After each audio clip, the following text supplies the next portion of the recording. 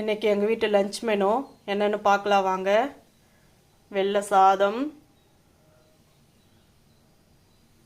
முள்ளங்கி சாம்பார்,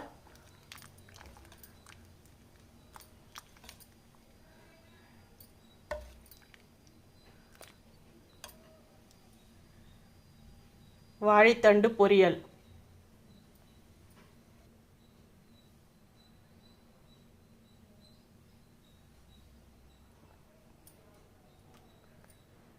இதுதான் இன்றைக்கி எங்கள் வீட்டு லஞ்ச் மெனு. இந்த லஞ்ச் மெனு பிடிச்சிருந்தா லைக் பண்ணுங்கள், ஷேர் பண்ணுங்கள், சப்ஸ்கிரைப் பண்ணுங்கள். தேங்க்யூ.